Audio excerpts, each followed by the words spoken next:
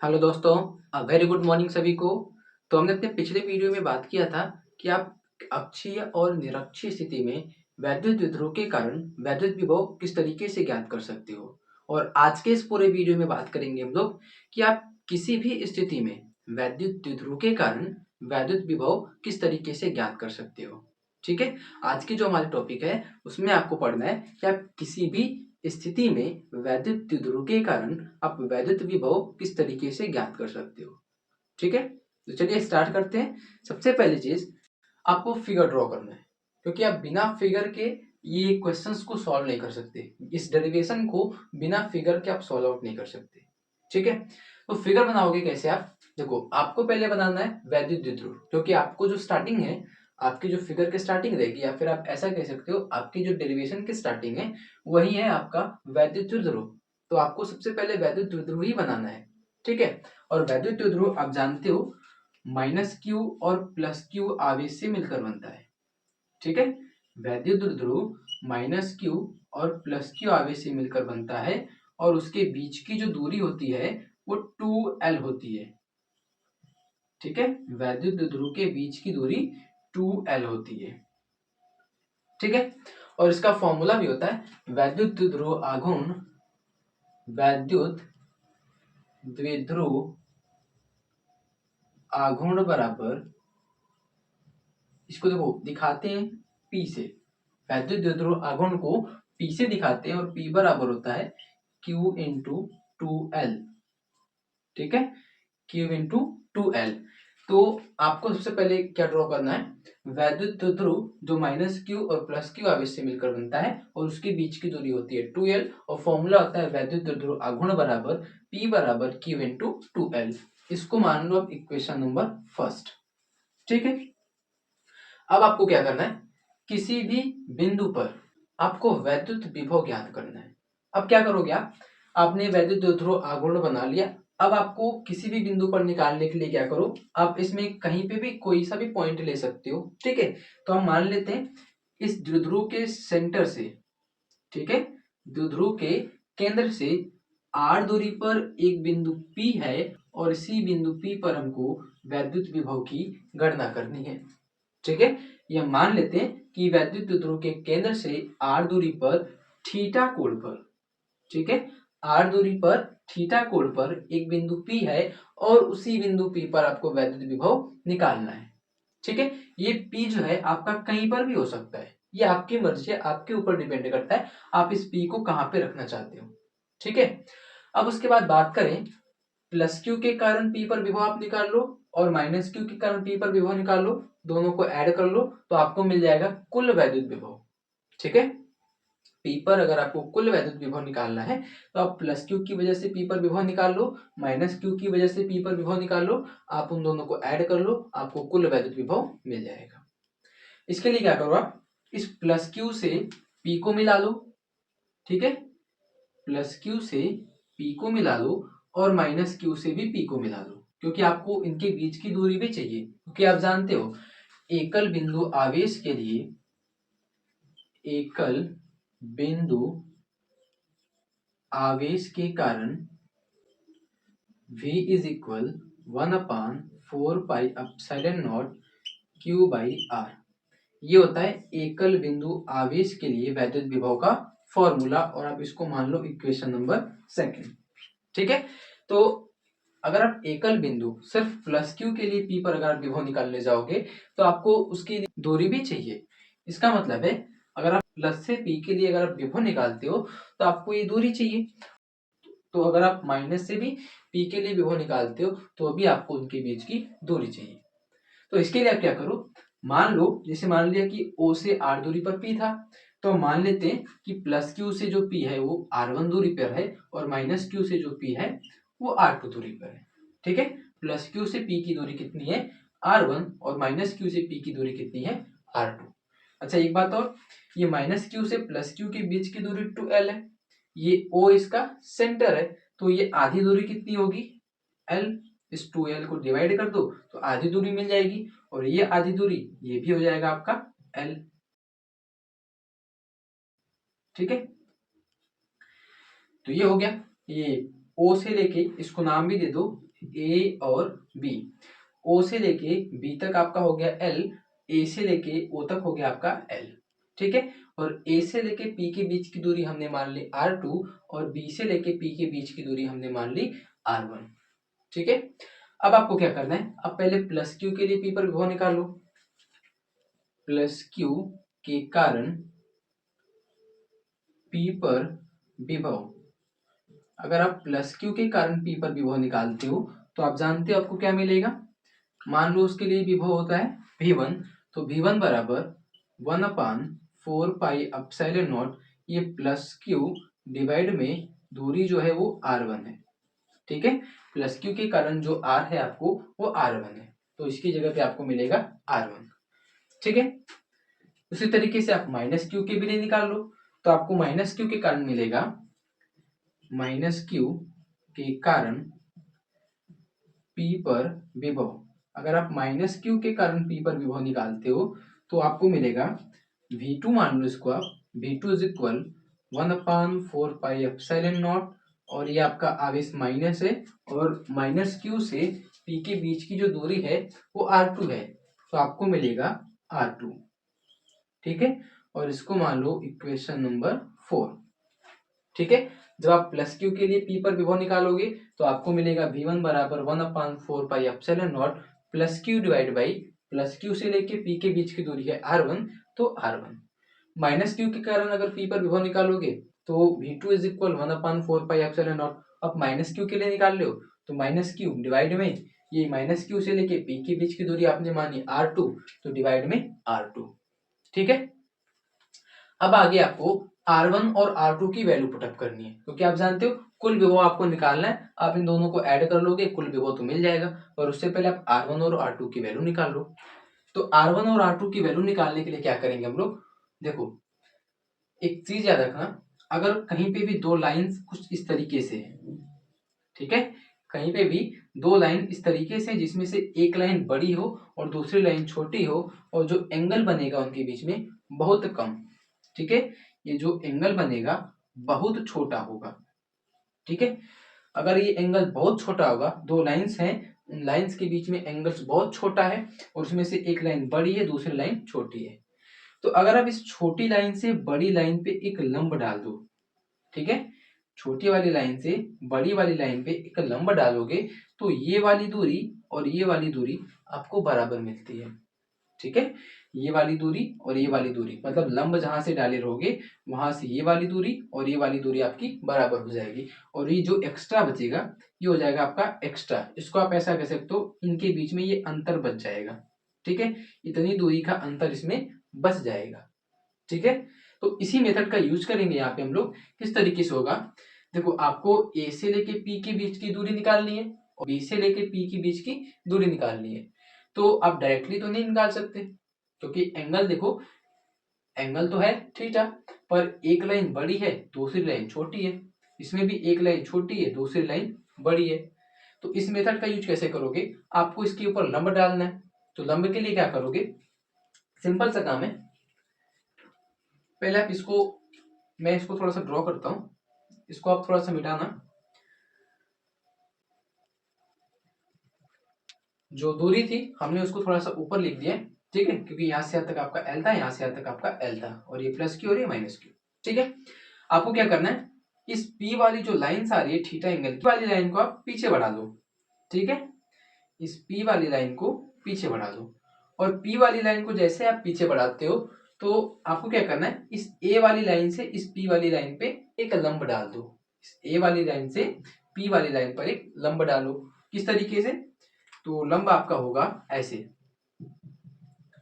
ठीक है, और जैसे आप लंब डालोगे तो इसको नाम दे दो एन, ठीक है, और यहां पर आपका बनेगा 90 डिग्री का कोण, यहां पर आपको मिलेगा 90 डिग्री का एंगल, ठीक है। ठीक वही काम आपको करना है, इसी बिंदु P पर आप, इसी P वाली लाइन पर आपको लंब डालना है, पर इस बिंदु B से, ठीक है, क्योंकि आपको ये B वाली भी दूरी चाहिए और A वाली दूरी चाहिए, तो A वाली दूरी के लिए क्या करना, आप इस P वाली लाइन को पहले पीछे बढ़ा लेना, ठीक है, P वाली लाइन को पीछे बढ़ाने के बाद इस ए वाली से इस पी वाली पर, या फिर ऐसा कह सकते हो इस बिंदु ए से पी पर एक लंब डाल देना, तो आपको मिलेगा एन, जो कि 90 डिग्री का एंगल बनाएगा। फिर आप क्या करना, इस बी वाली से भी इसी बिंदु पी पर आप लंब डालना। तो जैसे आप लंब डालोगे तो फिर से यहाँ पर आपको मिलेगा 90 डिग्री का एंगल, है ना। यहाँ पर आपको मिलेगा 90 डिग्री। अगर आप बी से फिर से इस पी वाली लाइन पर लंब डालते हो तो यहाँ पर आपको एक 90 डिग्री का कोण मिल जाएगा, और इस पॉइंट को नाम दे दो आप एम। ठीक है, इसको नाम दे दो आप एम, ये आपका एम है, ठीक है, और ये वाला आपका एन है। ठीक, अब सुनना, जैसे ये एंगल्स अगर छोटा होगा तो लंब डालने पे ये वाली लाइन और ये वाली लाइन बराबर हो जाएंगी। तो जब आपने इस लाइन को पीछे करके इस ए से इस पी वाली लाइन पर आपने लंब डाला, तो इस पी से लेके एन तक और पी से लेके ए तक दोनों के बीच की दूरी क्या होगी, बराबर। और इतना जो बच गया वो क्या होगा, एक्स्ट्रा, है ना। ठीक है, ऐसा ही है, बस थोड़ा सा उल्टा हो गया है। तो पी से लेके एन तक और पी से लेके ए तक की बीच की दूरी क्या होगी, बराबर होगी। तो आप लिखोगे पी ए बराबर पी एन। ठीक है, पी ए बराबर पी एन। दूसरी चीज आपको क्या मिलेगी, जब आप बी से इस पी वाली लाइन पर लंब डाले एम, तो ये वाली लाइन और ये वाली लाइन दोनों आपको बराबर मिलेगी। ठीक है, और इधर का जो ये बच गया ये एक्स्ट्रा आपको मिलेगा, इधर वाला जो बच गया वो एक्स्ट्रा होगा। ठीक है, ये P से लेके B तक और P से लेके M तक ये भी आपको बराबर मिलेगा। ठीक है, ये ध्यान रखना कि जब आप इस A से N पर या फिर इस A से इस P वाली लाइन पर बिंदु N पर लंब डालोगे, तो A से लेके P तक और P से लेके N तक की जो दूरी होगी वो बराबर होगी। पहली चीज तो ये हो गई। दूसरी चीज ये मिलेगी आपको, जब आप बिंदु B से इस P वाली लाइन पर M बिंदु पर लंब डालोगे, तो P से लेके B तक और P से लेके M तक की बीच की जो दूरी होगी वो भी क्या होगी, बराबर। ठीक है, तो P भी बराबर हो जाएगा PM। अब आप इसको नाम भी दे दो। देखो, A से लेके P तक दूरी जो है वो है R2, PA जो है P से लेके A तक की बीच की दूरी R2 है। R2 बराबर, आप देखो PN, P से लेके N, इस P से लेके N को आप दो पार्ट्स में डिवाइड करो। दो पार्ट्स में कैसे डिवाइड होगा, देखो P से लेके एक है O और O से लेके एक है N। एक है P से लेके O, देखो आपको P से O के बीच की दूरी पता है, O से जो बिंदु P था वो R दूरी पर था, तो P से लेके O तक के बीच की दूरी आपको पता है, और O से लेके N तक की दूरी आप निकाल लो और इन दोनों को ऐड कर लो, तो आपको मिल जाएगा A से लेके P या फिर P से लेके N। जितना P से N आएगा उतना ही आपका A से P हो जाएगा। तो P से N को आप दो पार्ट्स में डिवाइड करो, ये P से लेके O तक पहली चीज, और दूसरी O से लेके N तक। ठीक है, पहले आप P से O तक ऐड करो, फिर O से N तक ऐड करो, आपका PN तैयार हो जाएगा। ठीक है, अब आपको देखो P से लेके O तक की बीच की दूरी है R, पर O से लेके N तक के बीच की दूरी आपको नहीं पता है, तो पहले आप लिख लो R2 बराबर P से लेके O के बीच की दूरी R है, पर O से N का नहीं पता, तो उसको भी रहने देना। ठीक है, सेकंड पार्ट्स को आप हल कर लो। तो सेकंड पार्ट में क्या है, PB बराबर PM, ये P से लेके B बराबर P से लेके M तक। ये PB जो है आपका R1 है, PB बराबर R1 है, और आपको P से लेके M निकालना है, और आपको पता है P से लेके O तक R है। अब क्या करो, अगर आप इस P से लेके O में से इतना पार्ट माइनस कर लो, ये O से लेके M तक, P से O जो है आपके पास में R, उसमें से अगर आप O से M माइनस कर लेते हो तो आपको ये दूरी मिल जाएगी। मतलब PO माइनस OM, P से O में से देखो इतना है, ये पूरा R है, ये आपका P है, ये आपका M है, और ये आपका O है। अगर आप इस पूरे में से, ठीक है, इस पूरे में से इतना पार्ट माइनस कर लेते हो, इतना पार्ट अगर हटा देते हो, तो आपको इतनी की दूरी मिल जाएगी। ठीक है, तो सेम कॉन्सेप्ट यूज करना है। और आगे क्या करोगे आप, अब देखना, ये हो गया, PO की वैल्यू पुटअप कर लो। PO, P से लेके O तक आपका R है। ठीक है, P से लेके O तक आपकी दूरी जो है R है, पर O से लेके M का नहीं पता। ठीक है, अब O से M और O से N आपको निकालना है। O से N निकालने के लिए क्या करो, आपने जो 90 डिग्री का एंगल दोनों त्रिभुज में बनाया था, देखो जो आपने एंगल्स बनाए 90 डिग्री के, वहां पे आपको दो त्रिभुज भी दिखेंगे, है ना। एक तो ये मान लो देखो, और एक चीज, अगर ये कोण थीटा है तो ये कोण भी थीटा होगा, है ना। शीर्षाभिमुख कोण आप कह सकते हो, आमने सामने का कोण है, अगर ये वाला एंगल थीटा है तो ये वाला भी एंगल थीटा, और इन दोनों में यहाँ पर 90 डिग्री का एंगल बन रहा है। इसका मतलब कि अगर आप इसको ध्यान से देखो, ए एन ओ, ये आपका एक समकोण त्रिभुज बनेगा। दूसरा बी एम ओ, एक ये आपको समकोण त्रिभुज मिलेगा। मतलब आपके पास में दो समकोण त्रिभुज हो गए, और समकोण त्रिभुज में आप पाइथागोरस थ्योरम यूज कर सकते हो। और पाइथागोरस थ्योरम आप जानते हो, कर्ण का स्क्वायर बराबर लंब का स्क्वायर प्लस आधार का स्क्वायर, और एक चीज और होता है उसमें, साइन थीटा बराबर लंब बटे कर्ण, कॉस थीटा बराबर आधार बटे कर्ण, टेन थीटा बराबर लंब बटे आधार, ये वाला भी टर्म आप यूज कर सकते हो। जैसी सिचुएशन उस तरीके से आप ऐड कर सकते हो। तो आपके पास में देखो एक भी दूरी नहीं पता, सिर्फ ये वाली दूरी पता है आपको। अगर आपको त्रिभुज में सिर्फ एक दूरी पता हो तो आप साइन कॉस और टेन वाली ज्यादातर यूज करते हो। जिस हिसाब से आपको साइड्स दी रहती हैं आप उसी हिसाब से साइन कॉस और टेन में से यूज करते हो, जब आपको सिर्फ एक साइड दिया रहता है। अगर आपको दो साइड दिया रहता है तो आप कर्ण का स्क्वायर बराबर लंब का स्क्वायर प्लस आधार का स्क्वायर यूज करते हो। समकोण त्रिभुज की बात कर रहे हैं, समकोण त्रिभुज में, ठीक है। तो आपको सिर्फ एक ही दिया है, एक ये वाली साइड दी है इस ट्रायंगल में, और इस ट्रायंगल में सिर्फ एक साइड, ठीक है। तो आप क्या करो, इसमें साइन और कॉस का टर्म यूज कर लो, ठीक है। तो समकोण त्रिभुज में आप यूज करोगे कौन सा त्रिभुज, ए एन ओ में, ठीक है। समकोण त्रिभुज ए एन ओ में आपको क्या यूज करना है, देखो ये तो हो गया इसका लंब, ये हो गया इसका आधार, और ये होगा इसका कर्ण। लंब, आधार और कर्ण इस त्रिभुज का हो गया। तो साइन थीटा बराबर क्या होता है, लंब बटे कर्ण। लंब ये है, लंब की वैल्यू पता नहीं, कर्ण की वैल्यू तो दिया है, पर हमको चाहिए क्या, ओ एन। साइन में आधार तो है ही नहीं, तो ओ एन की वैल्यू तो साइन से आप नहीं निकाल सकते। अब कॉस को यूज कर लो। कॉस बराबर क्या होता है, आधार बटे कर्ण, मतलब उसमें आपको आधार भी मिल जाएगा और आपको कर्ण की वैल्यू भी दी है। इसका मतलब कॉस थीटा अप्लाई करते हो तो आपको ओ एन की वैल्यू आराम से मिल जाएगी, ठीक है। तो इसमें यूज कर लो आप कॉस थीटा बराबर आधार बटे कर्ण, ठीक है। कॉस थीटा बराबर होता है आधार बटे कर्ण। तो आधार हो गया आपका ओ एन, और कर्ण आपका हो जाएगा ये ए से लेके ओ तक, और ए से लेके ओ तक जो है आपका एल है, ठीक है। और इसको आगे हल करोगे तो आपको ओ एन की वैल्यू चाहिए थी, तो एल से अगर आप कॉस थीटा में मल्टीप्लाई कर लो तो आपको ओ एन की वैल्यू मिल जाएगी। एल से अगर आप कॉस थीटा में मल्टीप्लाई करते हो तो आपको ओ एन की वैल्यू मिल जाएगी, ठीक है। तो आपको मिलेगा ओ एन बराबर यल कॉस थीटा, ठीक है। ओ एन बराबर यल कॉस थीटा, ठीक। और इसकी वैल्यू आप पुटअप कर लो यहाँ पर जो आपको निकालनी थी। तो आपको मिलेगा R2 बराबर r plus l cos theta, ठीक है। ये जो l cos theta O N की वैल्यू आई थी आप यहाँ पे पुटअप करोगे तो आपको मिलेगा R2 बराबर आर प्लस ये एल कॉस थीटा, ठीक है। तो ये मिल गया आपको R2 वाली वैल्यू। अभी आपको R1 वाली वैल्यू निकालनी है, और R1 वाली वैल्यू कैसे निकालोगे, OM चाहिए आपको। OM का मतलब इस वाले ट्रायंगल को आप यूज करो। तो जो दूसरा ट्रायंगल है उसमें आप यूज करोगे त्रिभुज ये BMO में, ठीक है। ये दूसरा त्रिभुज है आपका BMO में, और इस त्रिभुज में आपको क्या मिलेगा, देखना साइन थीटा लंब बटे कर्ण, कॉस थीटा आधार बटे कर्ण, तो वही यूज करना है आपको फिर से। देखो ये इसका लंब है, BM जो है इसका लंब है, OM जो है इसका आधार है, और ये वाला कर्ण। मतलब फिर से आपको आधार वाली वैल्यू निकालनी है तो डायरेक्टली आप कॉस थीटा अप्लाई कर लो, और कॉस थीटा बराबर वही आधार बटे कर्ण।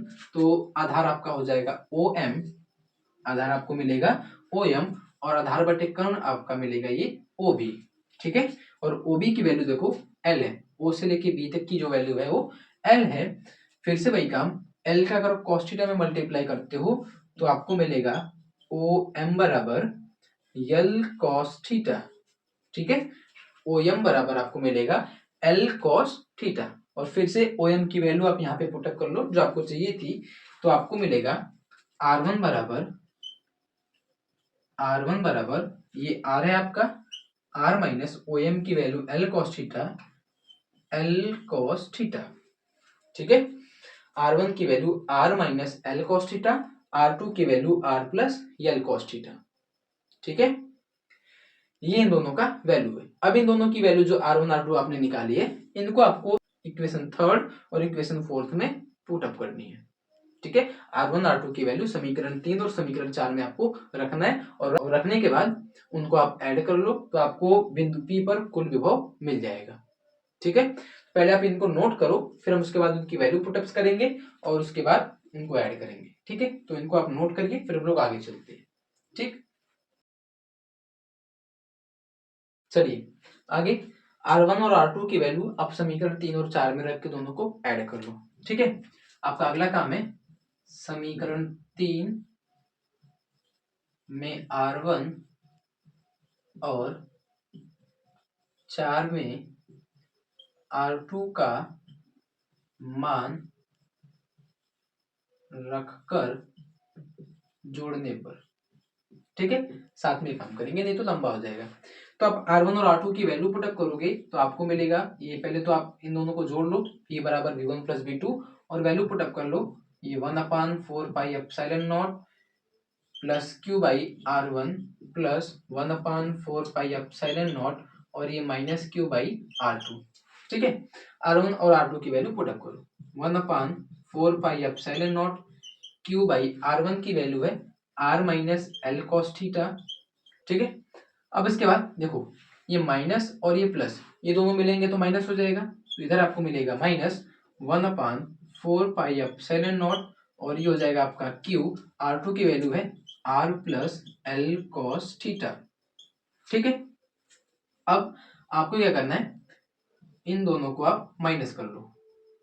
ठीक है, इन दोनों को आप सॉल्व कर लो। सॉल्व कैसे करोगे, देखो Q by 4 pi epsilon not, Q by 4 pi epsilon not, दोनों में कॉमन करके आप बाहर कर सकते हो।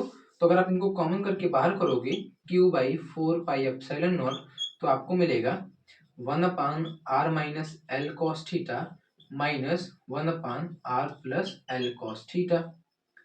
ठीक है, इन दोनों का इसमें मल्टीप्लाई करो, इनका इसमें मल्टीप्लाई करो, और नीचे वाले का आपस में, तो आपको मिलेगा Q by 4 pi epsilon not, अगर एक में r plus L cos theta का मल्टीप्लाई करते हो सेम चीज, और फिर से वही एक में अगर आप r minus L cos theta का मल्टीप्लाई करते हो फिर से वही चीज, तो r minus L cos theta divide में आपको मिलेगा, इन दोनों का आपस में मल्टीप्लाई कर लो, तो r minus L cos theta और r plus L cos theta.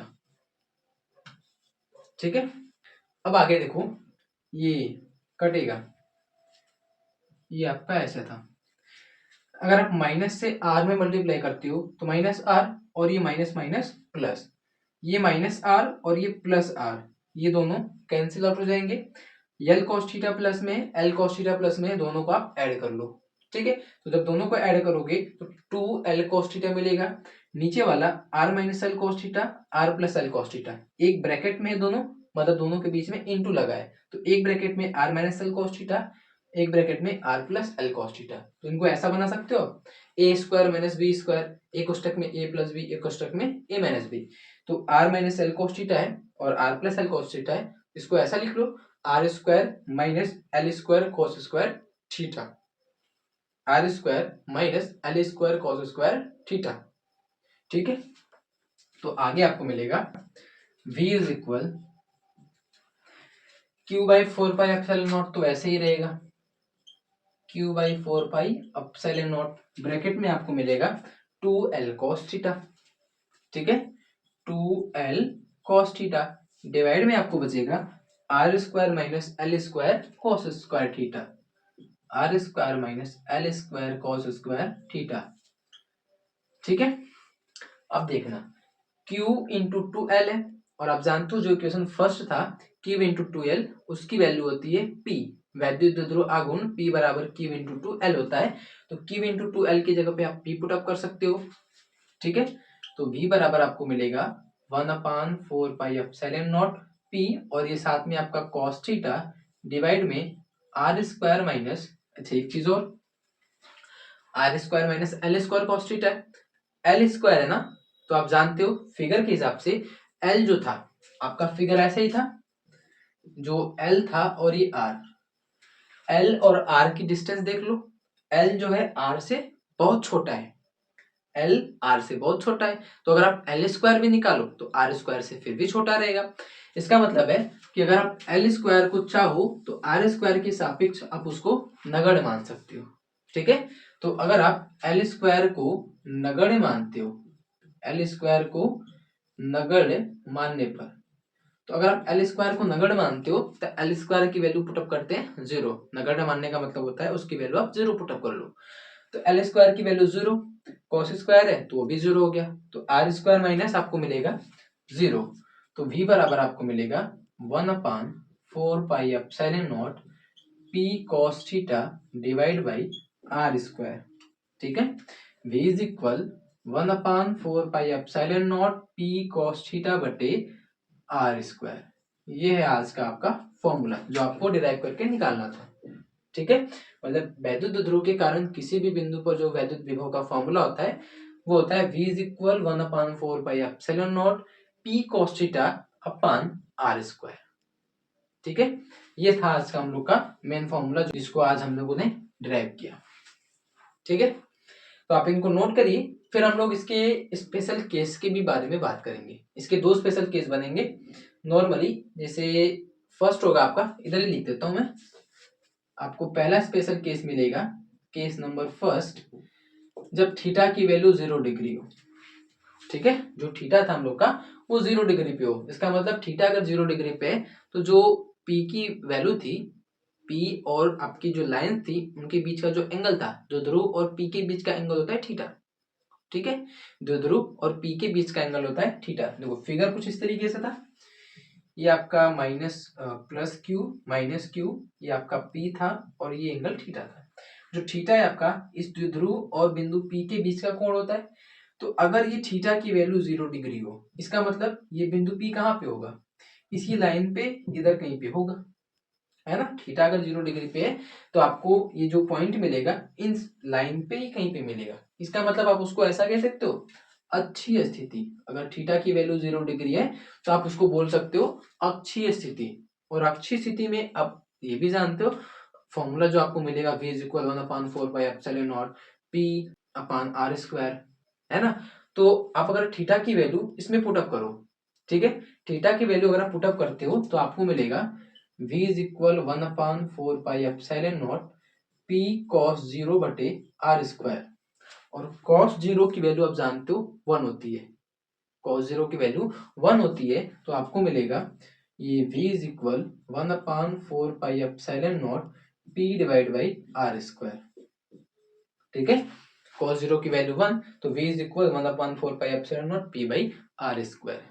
मतलब थीटा की वैल्यू अगर 0 डिग्री हो तो आपका जो पॉइंट था वो अक्षीय स्थिति में आ जाएगा। और अक्षीय स्थिति में आपने विभव पहले, इससे पहले आपने निकाल लिया था और फॉर्मूला जो मिला था 1/4 पाई epsilon not p by r square, तो आप इधर से भी निकाल सकते हो और उस मेथड से भी निकाल सकते हो, पुराने वाले से। ठीक है, और जो दूसरा स्पेशल केस इसका बनेगा वो मैं इधर लिखता हूँ। दूसरा जो केस बनेगा इसका, मान लो थीटा की वैल्यू है 90 डिग्री। ठीक है, थीटा की वैल्यू क्या है 90 डिग्री। और अगर थीटा की वैल्यू 90 डिग्री है, जो पी इधर था वो आपका एकदम सीधा होगा, इस पॉइंट पे पी एकदम सीधा होगा। तो आपको थीटा की वैल्यू पुटअप करनी है, और थीटा की वैल्यू जब यहाँ पे पुटअप करोगे तो आपको मिलेगा v is equal 1/4 pi epsilon not और p cos 90 divide by r square. ठीक है, और cos 90 की वैल्यू जो होती है वो 0 डिग्री, cos 90 की वैल्यू 0 डिग्री, तो v is equal 1/4 pi epsilon not 0 divide by r square. cos 90 की वैल्यू 0 तो ऊपर का टर्म 0, और 0 है सब में मल्टीप्लाई कर लो तो सारी की सारी वैल्यू कितनी हो जाएगी 0, पूरी की पूरी वैल्यू हो गई 0। और आप जानते हो v बराबर 0 किस केस में आता है, जब आपका निरक्षीय केस हो, है ना। जब आप निरक्षीय स्थिति में वैद्युत द्विध्रुव के कारण विभव निकालते हो तब आपको मिलता है v की वैल्यू 0। इसका मतलब जब थीटा की वैल्यू 90 डिग्री होगी तो आपको मिलेगा निरक्षीय स्थिति, और उस केस में v की वैल्यू मिलेगी 0। और अगर आपको थीटा की वैल्यू 0 डिग्री आपके पास में तो अक्षी का केस बनेगा, और v बराबर मिलेगा 1/4 पाई epsilon not p by r square. और किसी भी बिंदु के लिए बात करें तो किसी भी बिंदु के लिए होगा 1/4 पाई epsilon not p cos theta बटे r स्क्वायर। ठीक है, तो आप इन सबको नोट करिएगा, ठीक है, और आप लोग नोट्स भी इसका तैयार करते रहिएगा, ठीक है। इसके हिसाब से जो मैंने डेरिवेशंस कराए हैं अभी तक, आपको थ्योरम्स दिखवाए, मैं आपको बोल बोल के और बोर्ड्स पे लिख के मैं समझाता हूँ, ठीक है। तो आप उनको नोट्स कर लीजिएगा, आप उनका एक नोट्स, प्रॉपर नोट्स बना लीजिएगा, ठीक है। और अगर आपको कोई भी डाउट हो तो आप कमेंट जरूर कीजिएगा, ठीक है। और मिलते हैं हम लोग नेक्स्ट वीडियो में, तब तक के लिए बाय।